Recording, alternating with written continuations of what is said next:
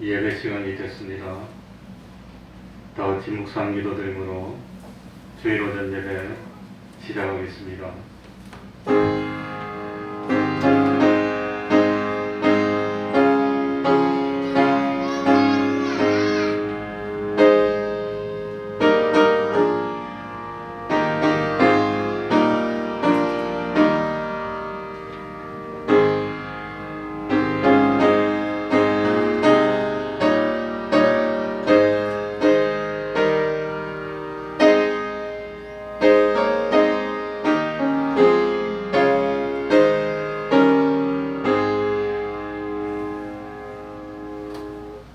하나님 아버지, 귀중한 주일을 저희들에게 허락하여 주시고 오늘도 저희들을 하나님의 전으로 불러주셔서 산제사드림으로 하나님께 영광을 돌리고 하나님의 은혜를 받도록 하여 주시니 진실로 감사드립니다.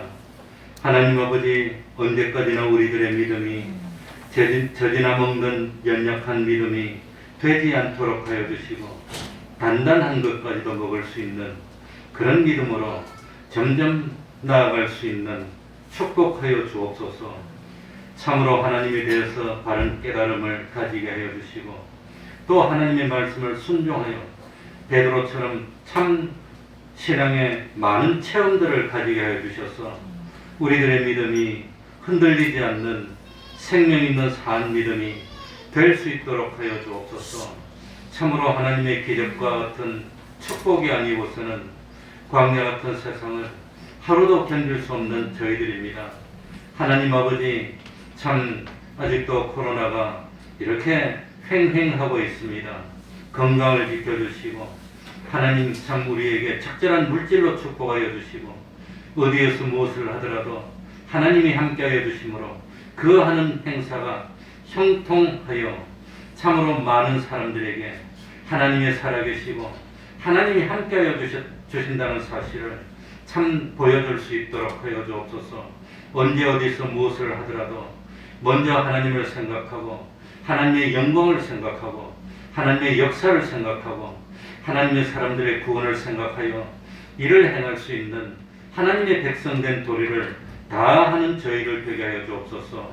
우리 태평동 교회가 진실로 하나님이 사랑해 주시는 교회요, 기적과 축복이 나타나는 교회요, 사람이 구원받는 놀라운 역사가 많이 나타나는 참 몸된 교회 될 수 있도록 은혜 베풀어 주옵소서. 주님의 이름으로 모인 곳곳마다 하나님의 은총이 함께하여 주시기를 바라며 예수님 이름으로 기도하옵나이다. 아멘. 다같이 자리에서 일어나셔서 찬송가 34장입니다. 34장입니다. 4층의 안쪽에 자리가 많습니다.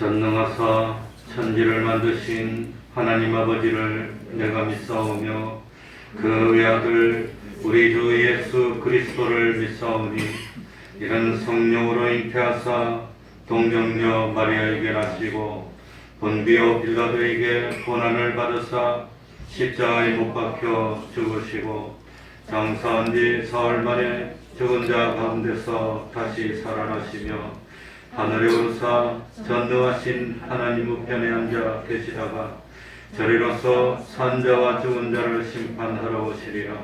성령을 믿사오며 거룩한 공예와 성도가 서로 교통하는 것과 죄를 사하여 주시는 것과 몸이 다시 사는 것과 영원히 사는 것을 믿사옵나이다. 아멘. 자리에 앉으셔서 찬송가 245장입니다. 의자에 앉는 표시가 있습니다. 표시 있는데 앉아주세요. 요 가운데 표시가 있습니다.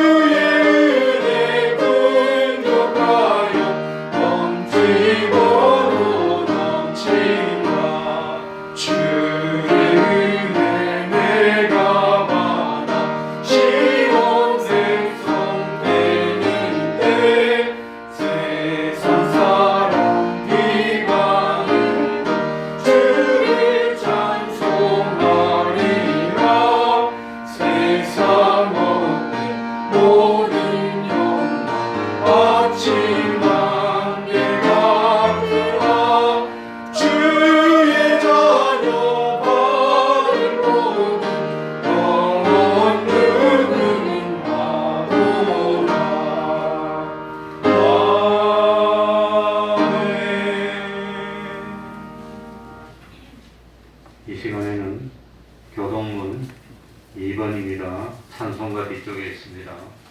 교동문 2번을 교독하겠습니다.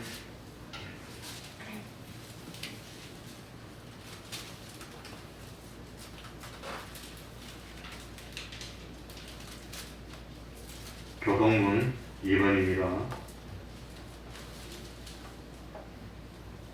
교독하겠습니다. 어찌하여 열방이 분노하며 민족들이 허사를 경영하는고. 세상의 군왕들이 나서며 관원들이 서로 회하여 여호와의 그 기름받은 자를 대적하며 우리가 그 맨 것을 끊고 그 결박을 벗어버리자 하도다. 하늘에 계신 자가 웃으심이요 주께서 저희를 비웃으시리로다. 그때에 분을 바라며 진노하사 저희를 놀래어 이르시기를 내가 나의 왕을 내 거룩한 산 시온에 세웠다 하시리로다.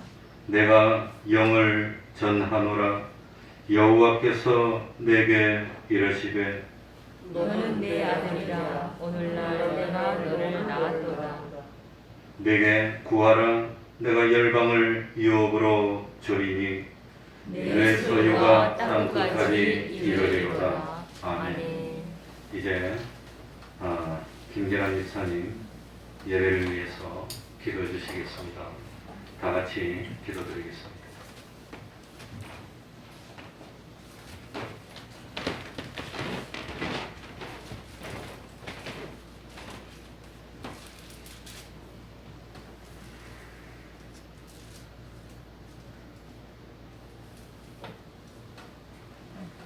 할렐루야, 할렐루야. 고맙고 감사하신 아버지 하나님, 저희들처럼 사랑하여 주셔서 이 거룩하고 복된 날에 저희들을 믿음으로 인도하여 주시고 주님 존전에 나와 예배할 수 있도록 은혜 허락하여 주시오니 진실로 감사드리옵나이다. 지난 한 주간도 저희들을 여러 모양으로 인도하여 주시다가 이렇게 거룩한 날 구별하여 저희들을 택하여 주시고 은혜 내려 주시오니 이날 저희들을 감사와 찬양으로 예배하여 주시고 신령과 진정인 예배가 될 수 있도록 은혜 내려 주시옵소서. 하나님 아버지, 언제나 주의 말씀이 우리 목전에서 떠나지 않게 하시기를 원합니다. 언제나 그 말씀 가운데 순종하며 열매 맺기를 원하지만 세상 속에 묻혀 더럽혀진 저들의 복을 이 시간 고백합니다. 우리의 연약함을 불쌍히 여겨주시고 치료하여 주셔서 주님의 쓰시기에 합당한 자로 언제나 세워주시고 하나님을 기쁘시게 하는 자로 언제나 세워주셔서 저에게 맡겨주신 사명 잘 감당하는 믿음의 자녀가 될 수 있도록 도와주시옵소서. 너희는 때를 얻기라고 했습니다. 어두운 때가 가까이 온다고 했습니다. 주님, 우리가 일할 때 더욱더 충성을 다할 수 있는 저희들이 되게 하여 주시고 하나님 앞에 헌신하는 손길이 되게 하여 주셔서 아버지, 언제나 허망한 것을 쫓지 않고 오직 생명 있는 것을 쫓아가는 믿음의 자녀들이 다 될 수 있도록 은혜 허락하여 주시옵소서. 우리의 생명, 주님의 피로 세우신 태평동 교회를 위하여 기도합니다. 아버지 하나님, 그 어떠한 어려움 속에서도 주님의 몸된 교회를 지키게 하여 주시오니 진실로 감사를 드립니다. 특별히 아버지 하나님, 코로나 인하여 여러 가지 어려움 가운데 시험받는 중에서도 언제나 주님 앞에 나와 예배할 수 있는 믿음의 터전이 되게 하여 주시오니 또한 감사를 드립니다. 이 시간 이문을 통하여 들어오는 모든 성도들을 아버지 하나님 축복하여 주셔서 저들의 삶 속에서 주님이 늘 개입하여 주시고 운행하여 주셔서 저들의 상처받고 찢긴 영혼들을 치유하여 주시옵시고 육신의 아픔과 아버지 하나님 물질로 인하여 병든 당신의 사랑하는 자들을 은혜를 되어 주셔서 저들이 화자하는 모든 일들 속에 주의 영광 나타날 수 있도록 도와주시옵소서. 특별히 아버지 하나님 주님의 전하와 아버지 말없이 아버지 하나님 위기 없이 숨어서 일하는 당신의 사랑하는 자녀들을 축복하여 주셔서 저들의 아버지 하나님 영적으로나 육적으로나 하나님이 주시는 축복 속에 늘 부유한 삶이 될 수 있도록 도와주시고 기쁨과 평화가 넘치는 삶이 될 수 있도록 은혜 내려 주시옵소서. 특별히 이 자리에 모일 때마다 아버지 하나님 모기를 심으며 하나님을 찬양하며 예배하며 기도하는 이 기도의 터가 되게 하여 주시고 주의 말씀이 날마다 이 지역사회를 성에서 퍼져나갈 수 있는 주의 사랑이 넘치는 교회 되게 하여 주시옵시고 언제나 사마리아 땅 끝까지 이르러 증인된 삶으로 하나님의 삼국 복음을 전하는 아버지 믿음의 교회가 될 수 있도록 도와주시옵소서. 이를 위하여 세우신 목사님 언제나 영육간의 강건함을 허락하여 주시고 언제나 하나님이 계획하신 일을 이룰 수 있도록 주의 전능으로 던져 주셔서 언제나 하는 하나님의 말씀 가운데 사랑과 실천이 넘치는 이 교회, 사랑 넘치는 교회가 될 수 있도록 주여 도와주시옵소서. 아버지 하나님 소망하는 것들이 많이 있습니다. 아버지 하나님 이 교회가 날마다 성장하기를 원합니다. 믿음으로 성장케 하여 주시고 주의 일꾼으로 성장케 하여 주시옵시고 또한 아버지 하나님 주의 성전을 건축하는 그런 놀라운 일을 기획하는 아버지 하나님 교회 되게 하여 주셔서 아버지 하나님 이 교회를 통하여 영광 받아 주시오며 이 교회를 통해서 생명의 말씀이 흘러넘치는 교회가 될 수 있도록 축복 허락하여 주시옵소서. 코로나19야 아버지 하나님 여러 가지 어려운 가운데 있는 이게 현실입니다. 주님 이 어려운 가운데 주님 아버지 하나님 우리의 피할 길을 열어주시고 우리의 주의 그 오른손으로 우리를 이기게 하여 주신다고 했습니다. 우리 아버지 되시는 하나님 아버지 우리가 이 코로나로 인하여 아버지 하나님 묶인 자가 되지 않고 드디어 승리하는 자가 될 수 있도록 도와주시고 하루속히 이 코로나를 극복할 수 있는 그러한 은혜 또한 허락하여 주셔서 아버지 하나님 세계적으로 아버지 하나님 이 어려움을 극복해 나가는 아버지 하나님 주님의 자녀들이 다 될 수 있도록 도와주시옵소서. 이 시간 예배하기를 원합니다. 주님 간절히 찾는 자를 만나주시는 주님 이 시간 주님을 만나는 예배자가 되기를 원합니다.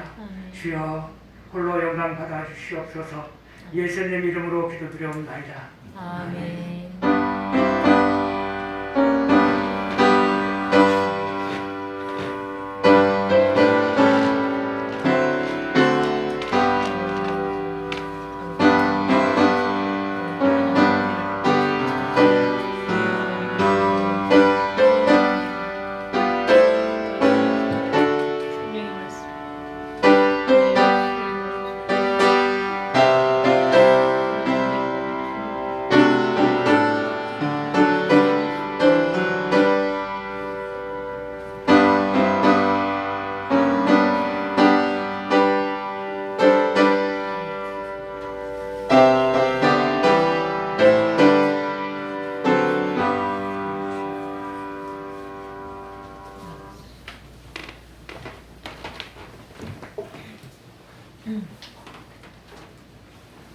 하나님의 말씀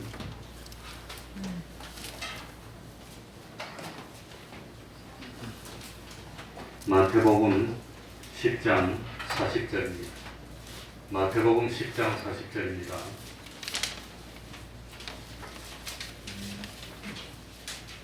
될 수 있는 대로 좌석에 표시 있는데 앉아주시기 바랍니다. 마태복음 10장 40절입니다.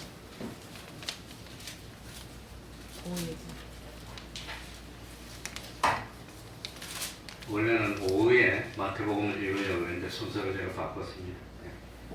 제가 읽겠습니다. 마태복음 10장 40절입니다.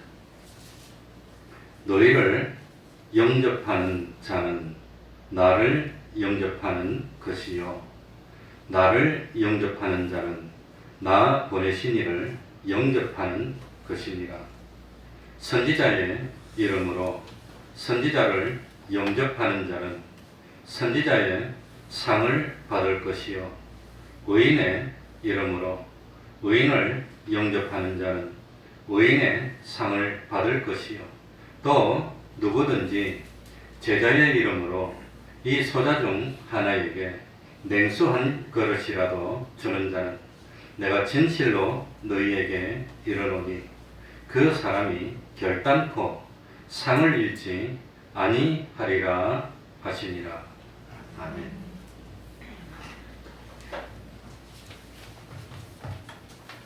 이 말씀은 장차 우리들이 하늘나라에서 심판받을 때에 적용이 되는 말씀입니다. 자기가 실제로 선지자 노릇을 하지 못했습니다. 자기가 실제로 의인의 노릇을 하지 못했습니다.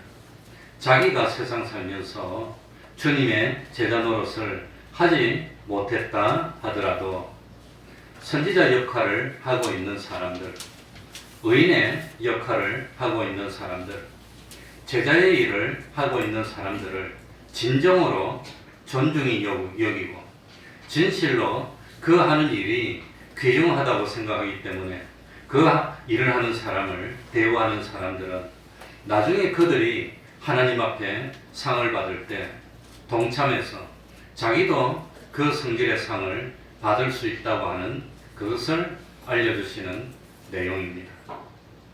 어떤 가정에 대해서 공로를 세운 사람은 그 가정이 없어지기 전에는 그 가정에 대한 공로가 유지가 됩니다. 어떤 사회나 국가에 대한 공로도 그 사회나 국가가 없어지기 전에는 자기의 공로가 유지되고 대우를 받을 수 있는 겁니다. 그러나 주님이 구름 타고 오시면 또 개인의 종말이 오면 모든 공로도 대우도 끝이 나고 맙니다.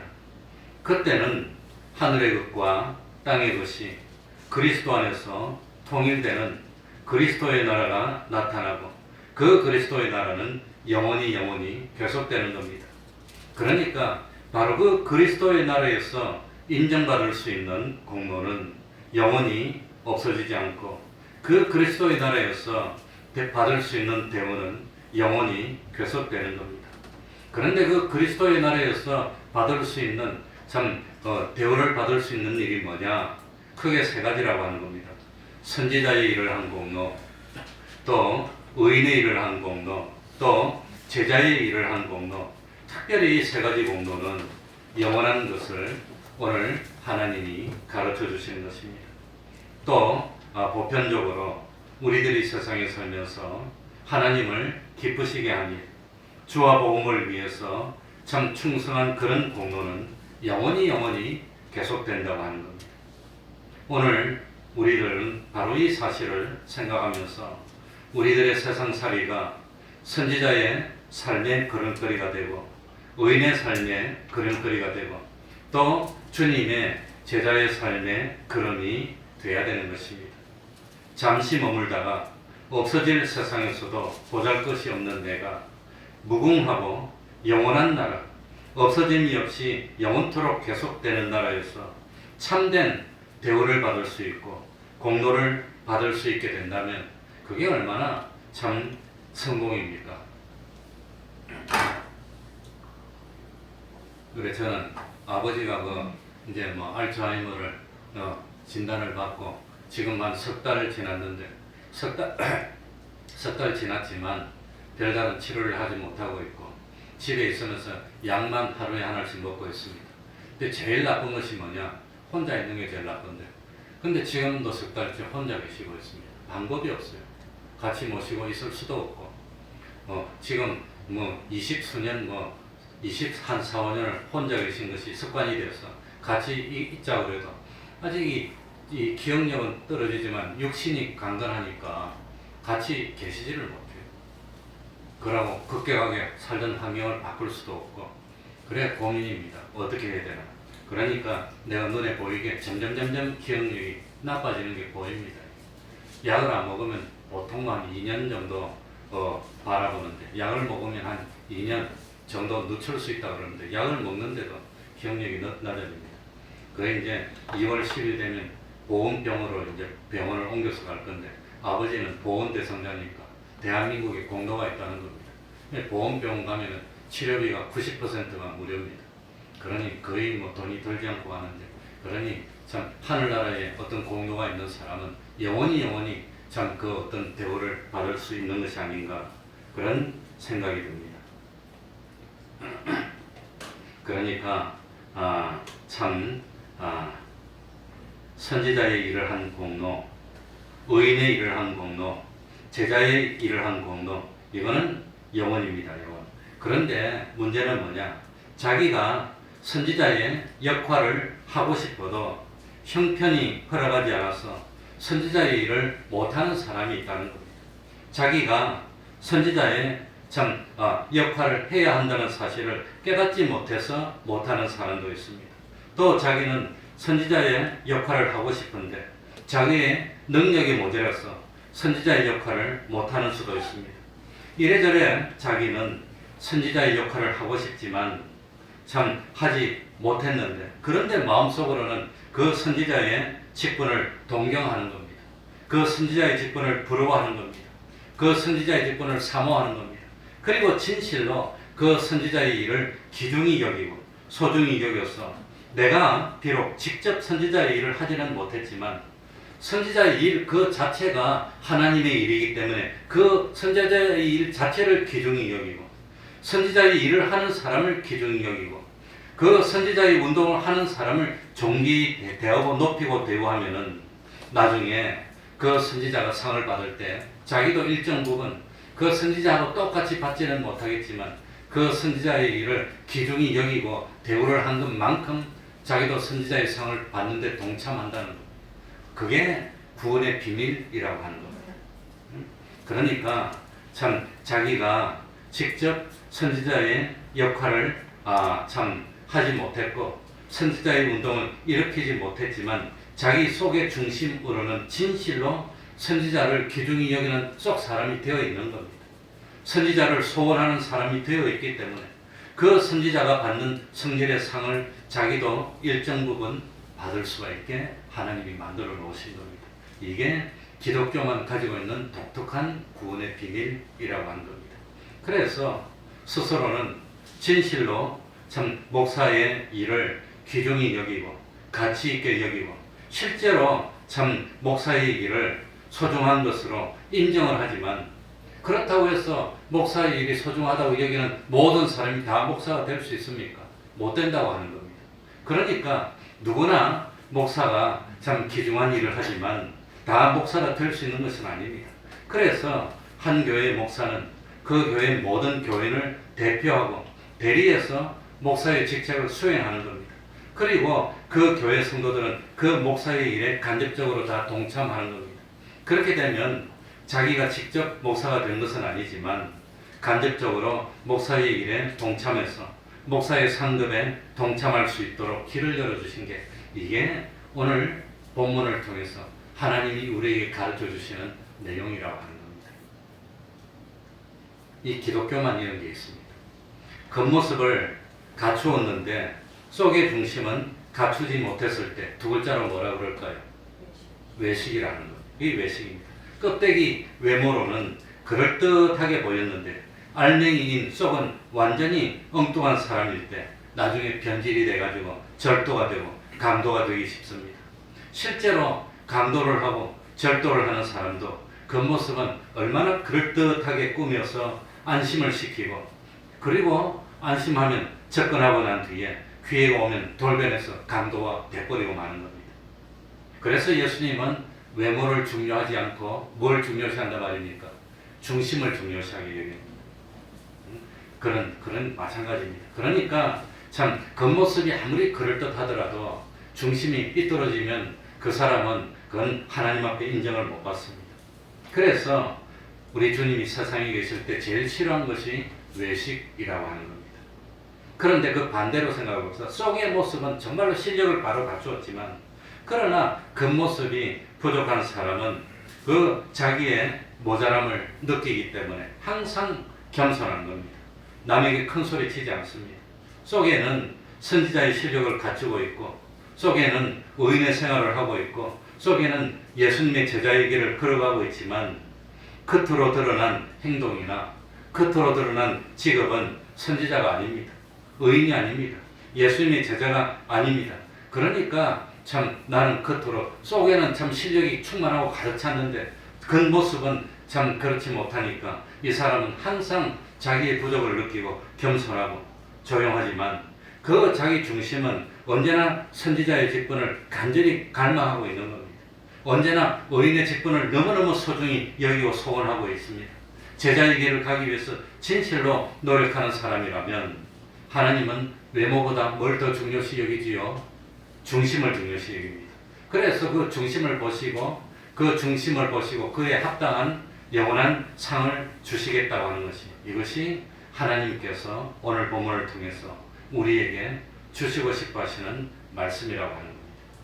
그러니까 사람마다 형편이 안 돼서 사정이나 여건이 되지 못해서 나서지 못해서 항상 안타까워하고 한편으로는 힘이 약하고 미약해서 나서지 못하고 있는 것에 대해서 항상 죄송스럽게 생각하고 미안하게 생각하면서 실제로 선지자의 역할을 하는 사람, 의인의 역할을 하는 사람, 제자의 운동을 하는 사람을 정말로 내가 못하니까 더 대우를 하고 더 높이고 더 귀중히 여기다 보면 이미 자기 속 사람의 실력이 선지자의 실력이 되고 의인의 실력이 되고 제자의 실력이 되어지는 겁니다.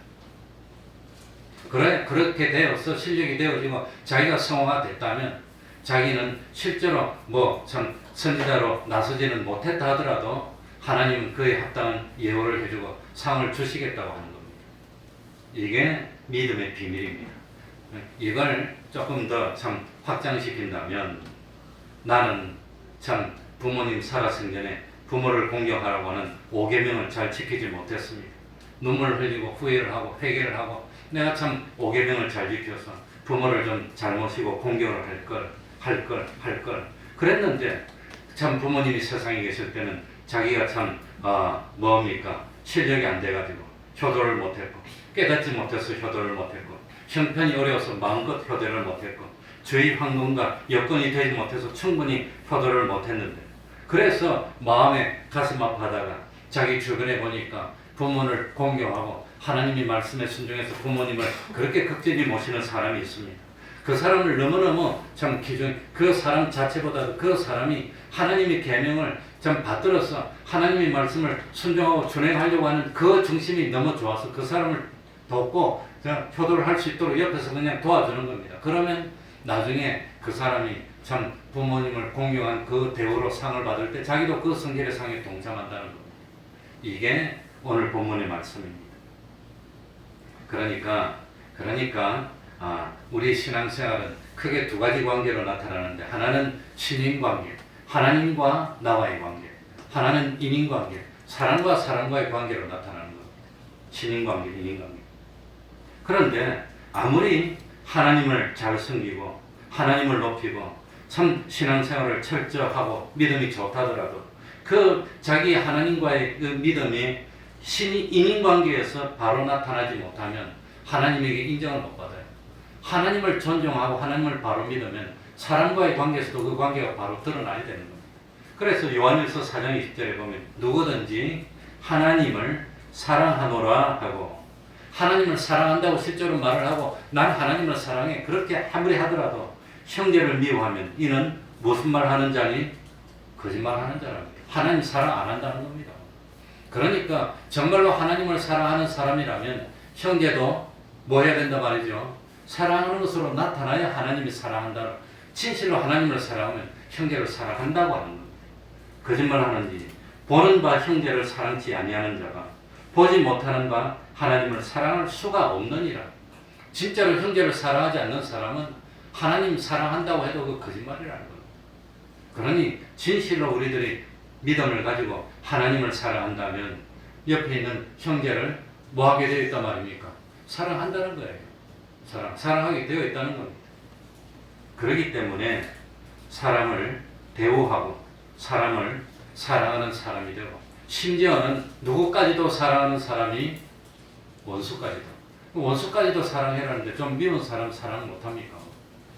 원수까지도 사랑해라는데 원수가 뭡니까? 내 부모님을 해친 원수까지도 사랑하라는데 그거 나하고 좀 사이가 안 좋다고 사랑 못합니까? 하나님이 그 말씀입니다. 그러니까 사람과의 관계를 바로 맺지 못하고 하나님을 잘 믿는다고 내세우고 나는 신앙이 좋다고 내세우면 오히려 사람에게 조롱거리가 되고 복음을 막는 사람이 되고 만다는 겁니다.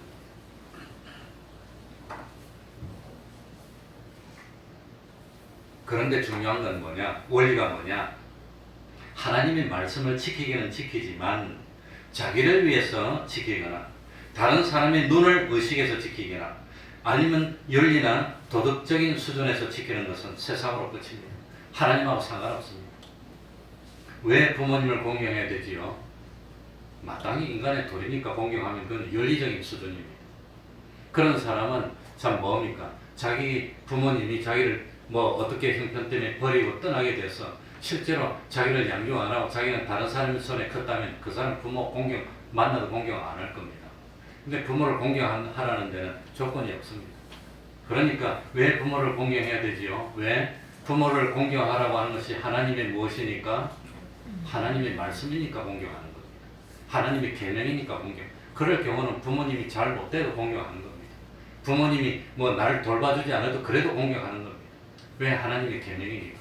뭐 잘 안 돌봐주지 못했더라도 생물학적으로 자기 부모님이 그건 부모입니다. 그건 공경하는 겁니다.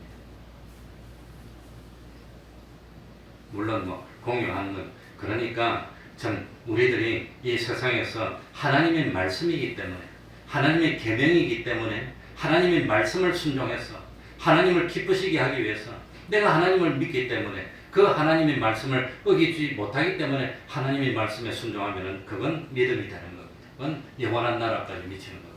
똑같이 부모를 공경하더라도 윤리적으로 공경하는 사람은 세상으로 뻗치고 그 사람은 지옥입니다. 똑같이 부모를 공경하더라도 하나님의 말씀이기 때문에 공경하면 그거는 믿음입니다. 그건 하늘나라 가는 겁니다.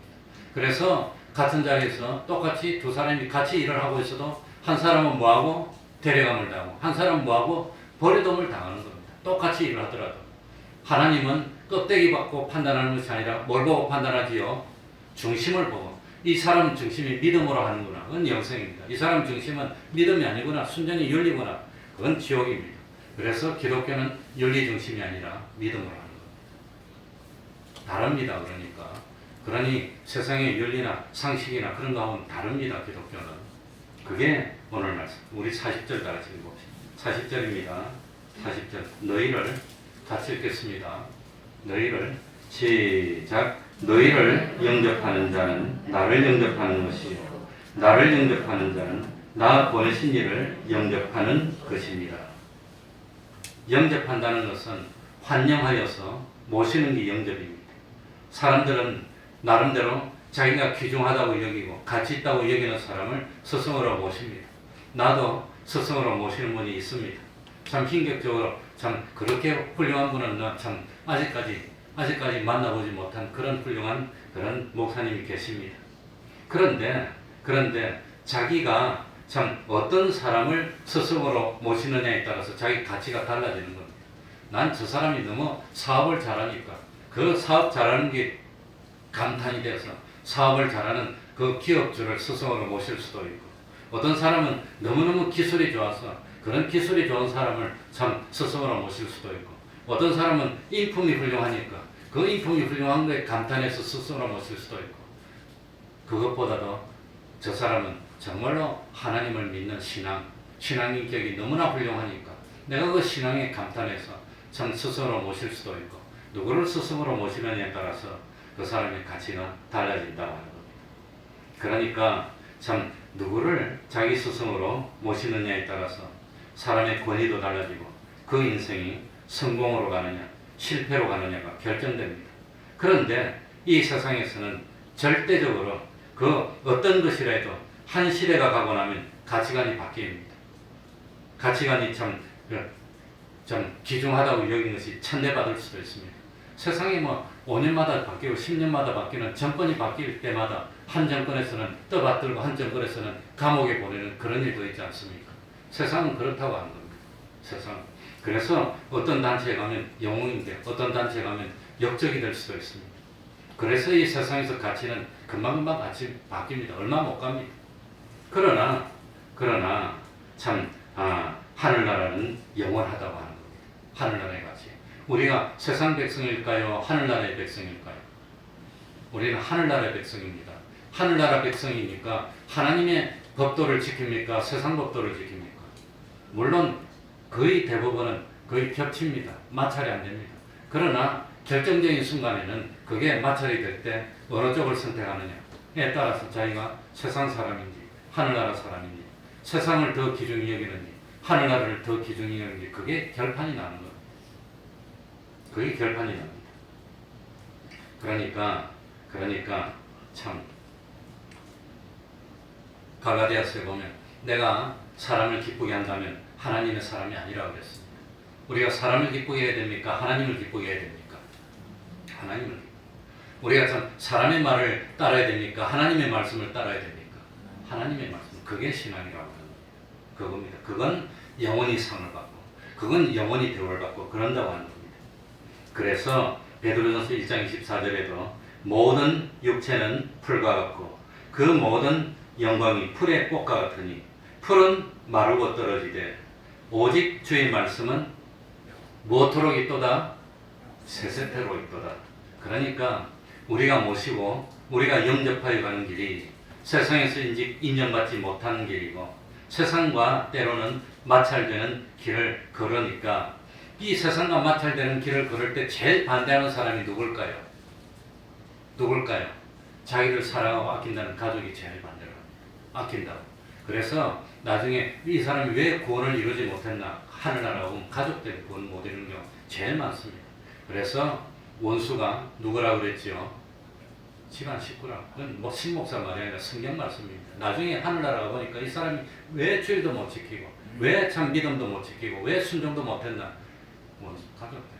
이 가족들이 하나님을 잘 모르는 가족들이 반대하는 겁니다. 반대하는 겁니다. 같이 지옥 가자고 그러는 겁니다.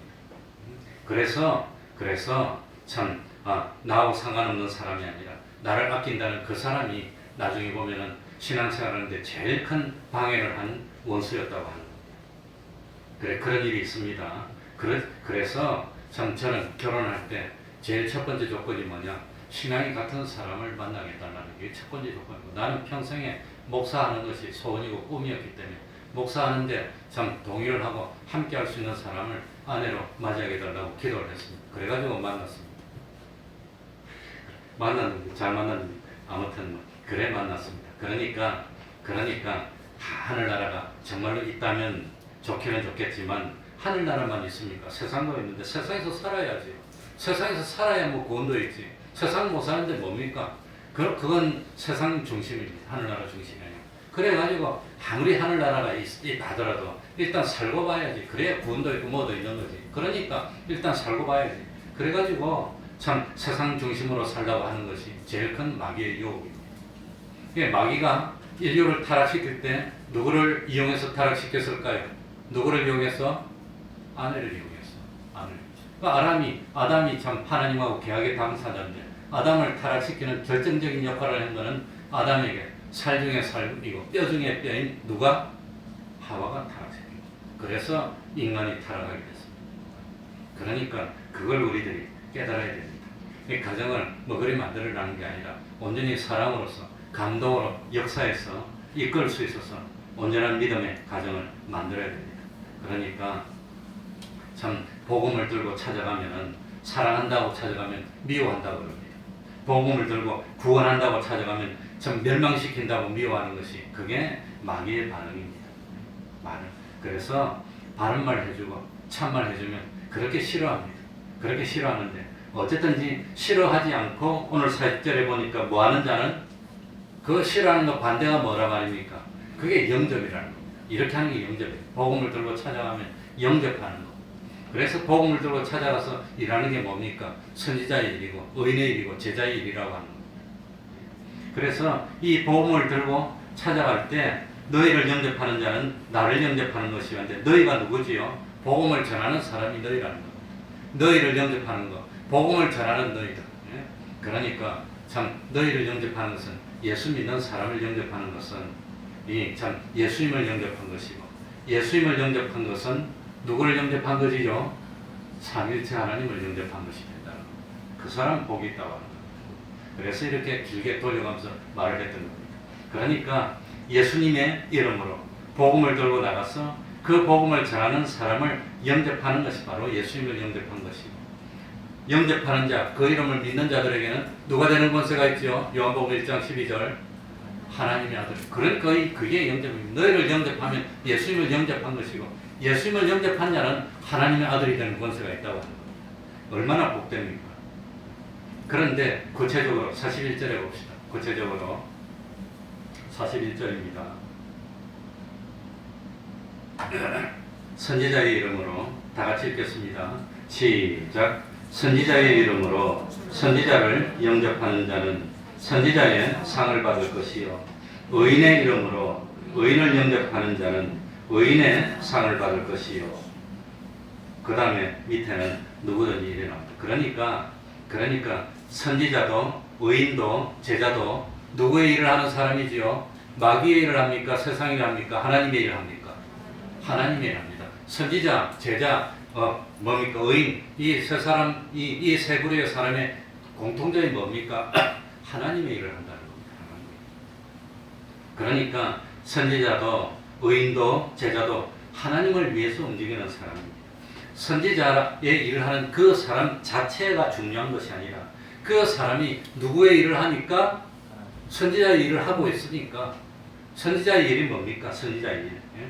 참, 이 선지자가 뭡니까? 하나님의 뜻을 미리 알지. 미리 알아서 하나님의 뜻을 모르는 사람이 가르쳐서 하나님의 뜻대로 살도록 만들어져서 복을 받고 구원을 이루도록 만드는 게 선지자입니다. 그런데 하나님의 뜻을 가지고 전하면 세상 사람들이 싫어합니까? 좋아합니까? 싫어해서 선지자들이 피를 흘리고 순교를 하고 피를 흘리고 순교를 하고 그랬다는 겁니다. 먼저 믿는 사람은 그 과정에서 선지자 역할을 하는 겁니다. 그래서 선지자 역할을 해서 가정에서 복음을 말하면 안 믿는 그 참 자녀들이, 형제들이, 부모들이 반대하고 핍박한다는 겁니다. 가정뿐만 아니라 직장도 마찬가지입니다. 직장에서도 당당하게 성경을 들고 다녀야 됩니다. 직장에서 내 예수 믿는 게 부끄러워서 여러 사람한테 예수 믿는 걸 숨기면 우리 예수님도 심판돼서 나 넌 모른다고 한다 했습니다. 그러니까 당당하게 드러내면서 그러니까 이 선지자 그 사람 자체보다도 그 선지자가 하나님의 일을 하고 있으니까 그 선지자가 하나님을 생각해서 하나님을 위해서 일을 하니까 그러니까 그 선지자 그 사람이 나하고 가까운 것이 아니라 그 사람이 하는 일이 귀중한 겁니다. 그 선지자 그 사람이 하는 일이 귀중한 일이기 때문에 그래서 그 일이 잘 되도록 하기 위해서 내가 동참하면 내가 선지자의 상 받는데 동참한다는 겁니다. 그 선지자 일을 하는 사람 나하고 몰라. 피도 한 방울 안 섞였어. 나하고 관계 좋은 것도 아니지만 그 사람이 하는 일이 귀중하다는 겁니다. 그러니까 그 사람을 귀중히 여기고 그 사람이 하는 일이 잘 되도록 하기 위해서 돕는 게 선지자의 이름으로 선지자를 영접하는 거라고 합니다. 그러면 내가 직접 선지자 일을 못했지만 나는 선지자의 상 받는 데 참여할 수 있도록 만들어준 게 이게 구원의 비밀이라고. 누구나 다 선지자로 나설 수 있습니까? 누구나 다 선교사 할 수 있습니까? 누구나 다 목사로 나설 수 있습니까?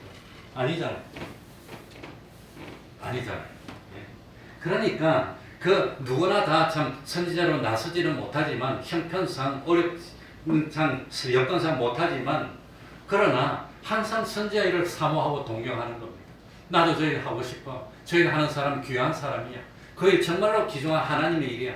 그래서 동경하면서 그 선지자 일에 동참하고 그 선지자 일을 하는 사람을 대우하면은 내가 직접 못했지만 심판대 앞에서 내가 이렇게 귀중히 여기다 보니까 자기 속 사람이 선지자처럼 성화돼 버렸어. 그에 합당한 상을 하나님이 주겠다는 겁니다. 그게 41절에 선지자의 이름으로 선지자를 영접하는 자는 무슨 상을 받을 것이요?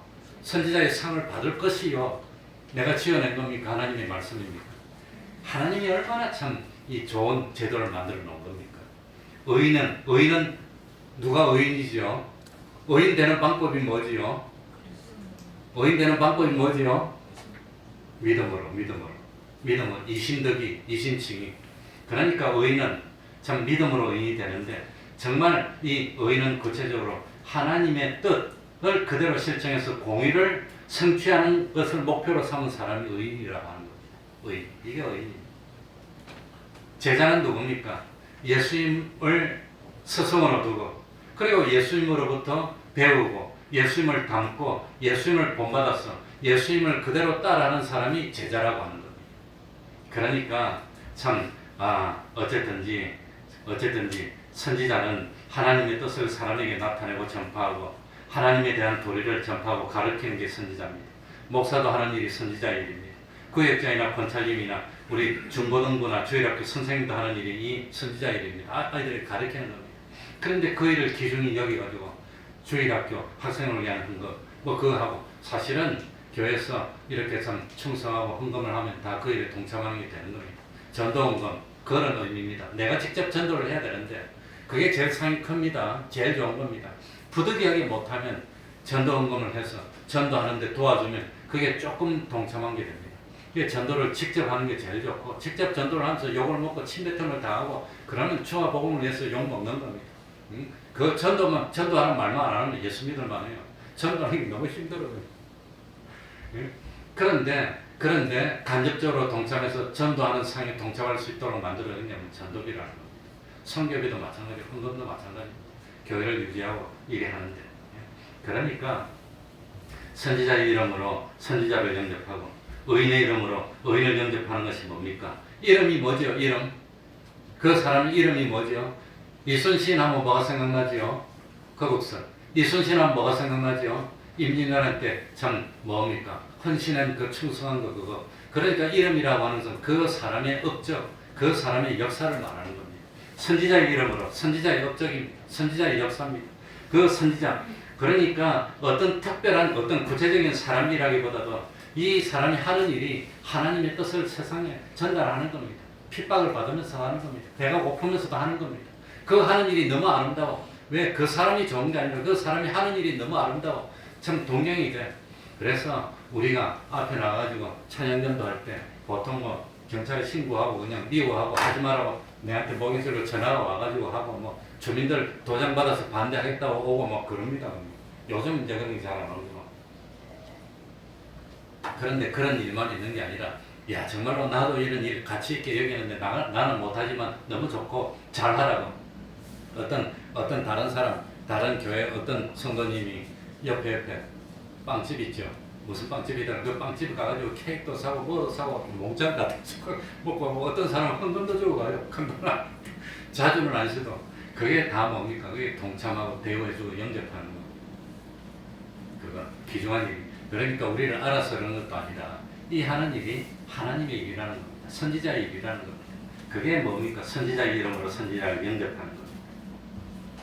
그 사람의 하는 일이 아름답다는 겁니다. 의인의 이름으로 의인을 영접하는 것도 그것도 어떤 특정한 사람이 좋아서 그런 것보다도 그 사람한테 내가 좀 잘 보여서 더 얻으려고 하는 것보다도 그 사람이 구원 운동하고 의인의 운동하니까 의인 너무 귀중하다는 겁니다. 그래서 그 참 하나님의 뜻을 이루어서 성취하려고 하는 그 일이 너무 정동이 되고 사모가 되고 귀중하니까 그걸 내가 참 영접하고 돕고 하면 나는 부족하더라도 나중에 그 사람이 그 상을 받을 때 나도 내가 참 헌신한 것만큼 하나님이 그 상을 준다는 거. 직접 하는 거지. 그래서 의인의 이름으로 41절에 의인을 영접하는 자는 무슨 상을 받을 것이요? 의인의 상을 받을 것이요. 42절 읽고 마치겠습니다. 사실 제자의 누구든지 또 누구든지 시작 또 누구든지 제자의 이름으로 이 소자 중 하나에게 냉수 한 그릇이라도 주는 자는 내가 진실로 너희에게 이르노니 그 사람이 결단코 상을 잃지 아니하리라. 결단코. 얼마나 우리 주님이 참 귀중하게 여기서는 결단코라고 했어요. 결단코. 그러니까 제자의 이름으로 이 소자 중 하나에게 냉수한 것이라도 주는 자는 제자는 누구를 따르는 사람이지요? 예수님을 따르는 사람이니까 예수님 하는 걸 본받아서 예수님 하던 일 그대로 내가 하려고 노력하니까 그게 아름답다는 겁니다. 힘들고 어렵고 눈물 나고 그러지만 그래도 그 하는 일이 아름다워서 보니까 나도 직접 따르고 해야 되겠지만 나는 그걸 못하겠지만 이 일을 아름답게 여겨서 영접하고 대우해주면은 그 대우해줬는데 참 저도 이 목이 안 좋아서 지금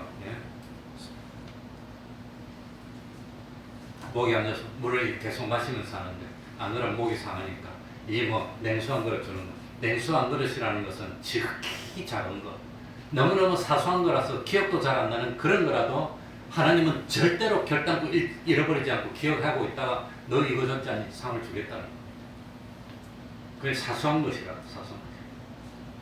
그러니까 하나님은 그런 것도 그냥 지내치고 지내지 않는다고 하는 거. 그러니 전부 다 뭐 선교사가 될 수 있습니까?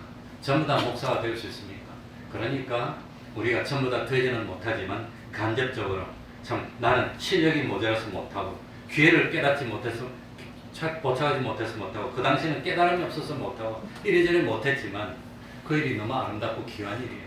저 사람 참 힘든데 어떻게 나섰네 하는 건 마음이 찡하고 내가 하는 걸 내 대신 하는데 내가 그냥 영접해야지 도와줘야지 동참하면은 나중에 심판돼서 하나님이 거기에 합당한 상을 주신다는 거예요. 그리고 내가 그 일하는 사람을 사모하고 기뻐하면 나도 모르게 내 속 사람이 그런 참 사람으로 성화되어서 만들어지고 하나님은 내 중심을 보시고 인정해 주시겠다고 하는 겁니다. 그러니까 제일 첫째는 직접적으로 나서서 해야 됩니다. 두 번째는 부득이하게 직접적으로 나서서 하지 못하더라도 간접적으로 동참하는 방법인데 그게 뭡니까? 영접하고 돕고 위하는 겁니다. 그게 기도로도 위하고 물질로도 일하고 실제 나서도 그러면 그게 상을 받는데 동참하는 상을 받는 겁니다. 그래서 우리가 직접적으로 전도도 하고 충성도 하고 봉사도 하고 직접 못하면 부득이하면 그것보다는 못하지만 간접적으로라도 그런 일을 하는 사람을 귀중히 여기고 영접하고 대우하고 또 냉수 한 그릇이라도 잊어버리지 않으니까 냉수 한 그릇보다 더 큰 것은 절대 잊어버리지 않습니다. 그리고 우리 태평양교회도 유지되고 복음사업을 계속하려면 이게 다 유지되는데 이 참 시스템이 다 돌아가야 되는데 어쨌든지 자기 맡은 역할이 사소한 것이라 하더라도 그거 맡은 역할에 충성하는 것이 전체적으로 이 일에 동참하는 것이 되고 이 일에 참 영접하는 것이 된다고 하는 겁니다. 그래서 참 힘닿는 대로 노력해서 상 받는 데 동참하고 하나님을 기쁘시게 하는 우리가 되어야 되겠습니다. 말씀을 생각하면서 통성으로 기도하겠습니다.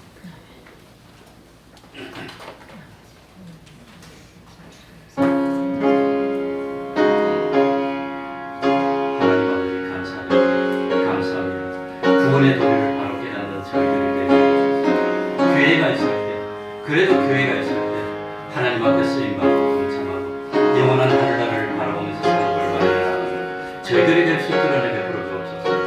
하나님 아버지 시간 선지자의 이름으로 선지자를 영접합니다. 의인의 이름으로 영접하여 제자의 이름으로 제자를 영접하여 하나님 아버지 영원한 하늘나라를 말하는 참 열심을 다하는 저희들이 될 수 있도록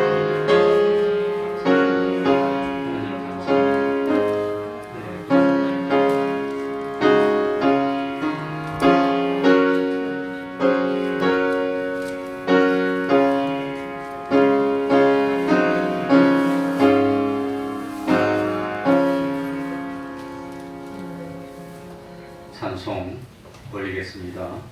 찬송가 249장.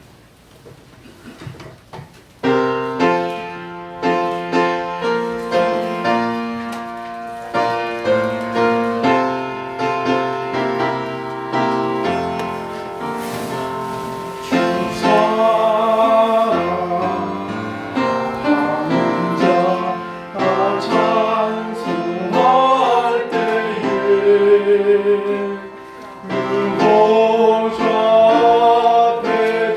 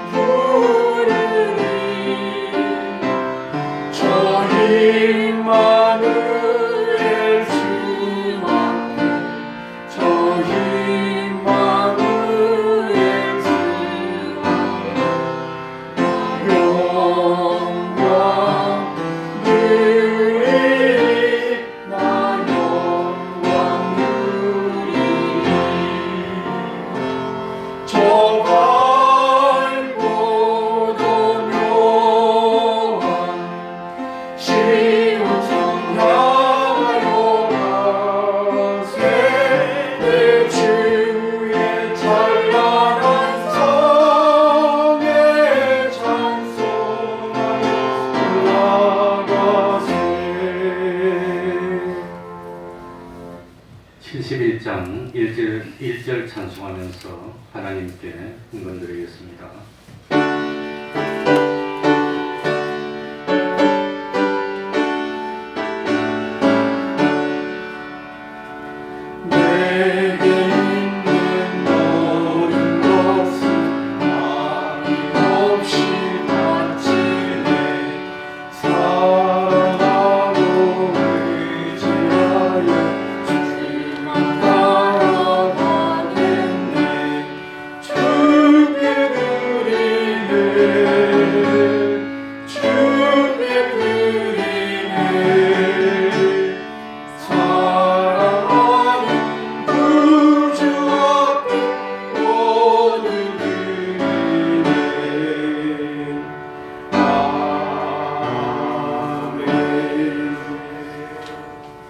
고단한 인생길 지켜주시니 감사합니다.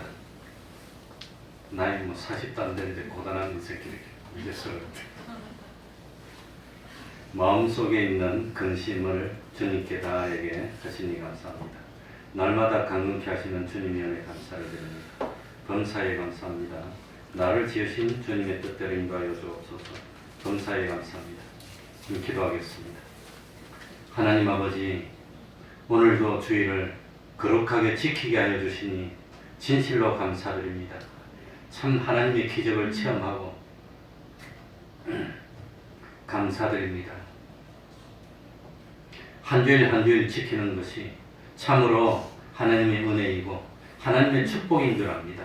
주일날 참 씨앗과 같이 은혜를 받아 그 씨앗을 마음에 품고 한 주일 동안 그 씨앗을 싹을 틔우고 줄기를 자라게 하고 열매를 맺어 다음 주일날 하나님 앞에 올 때 그 말씀대로의 삶을 실천하여서 참 열매로 하나님을 기쁘시게 하는 저희들이 되게 하여 주옵소서. 범사에 감사하는 삶을 살게 하여 주옵소서. 나를 지으신 주님의 뜻대로 인도하여 주옵소서. 참 날마다 강건케 하여 주시니 감사드립니다. 마음속에 있는 근심을 주님께 아뢰고 참 해결하게 하여 주시니 감사합니다.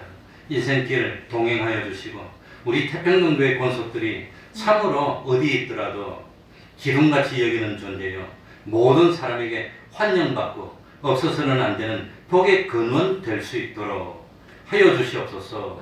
아직도 우리 교회 건물이 수도 문제가 해결이 안 됐습니다. 하나님 아버지 감동으로 역사하여 주시고 은혜 가운데 하나님께 영광 돌릴 수 있는 결과로 잘 해결될 수 있도록 하여 주시옵소서. 예수님 이름으로 기도하옵나이다. 아멘.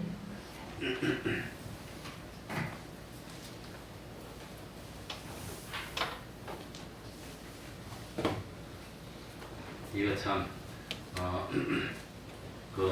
지난번 그 추위에 1층이 터진 것은 바로 나타나서 고쳤는데 그거 다 고친 줄 알고 이제 물 통수하고는 그런 건물 주인이 나한테 전화해서 물 잘 나오게 만들어 놨으니까 잘 쓰래서 내가 감사합니다 그랬는데, 근데 나중에 보니까 2층에서 또 터져가지고 1층에 물이 자꾸 새요.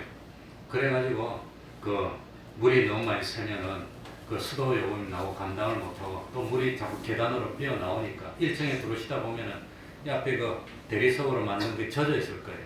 그 2층에서 물이 새서 내려와서 그러고, 그래가지고 그걸 잠가놓고 필요할 때 잠깐 틀어가지고 물 받아놓고 쓰고 그랬는데 지난 토요일날 새벽기도 마치고 우리 화장실 쓰려고 물 잠깐 틀어놨더니 물이 안 나와요. 이 밸브가 안 돌아가더라고. 바깥에 얼어가지고.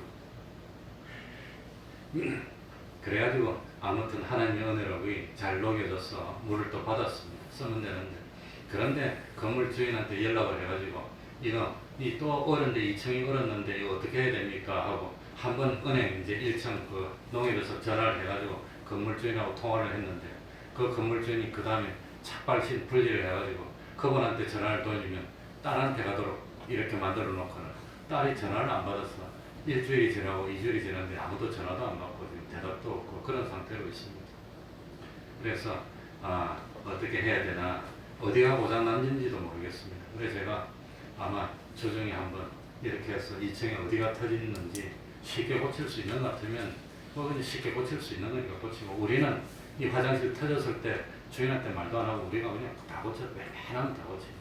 큰 돈 안 드는 것 같으면 고치는데 아무튼 은행도 어려운지 자꾸 그런 가지고 말씀을 끼고 그럽니다. 그래서 한번 보고 잘 고칠 수 있도록 좀 기도를 많이 해주시기 바랍니다. 그리고 구정 연휴가 가까이 오고 있습니다. 어쨌든지 제사 지내는 것은 그건 우상 섬기는 일이 되니까 그렇게 하시고 모이면 제일 좋은 게 예배 드리는 겁니다. 다 모여서 그래도 찬송하냐 하면 얼마나 기쁘겠습니까?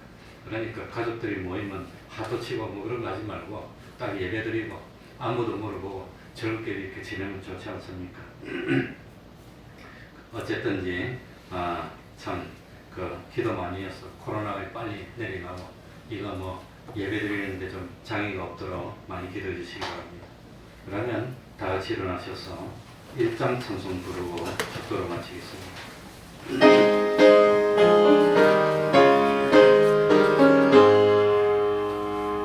만복의 근원 하나님 온 백성 찬송 드리고 저 천사여 찬송하세 찬송 성문 성자 성령 아멘. 우리 주 예수 그리스도의 은혜와 하나님 아버지의 사랑하심과 성령님의 교통하심이 항상 함께하기를 축원하옵나이다. 아멘. 아멘.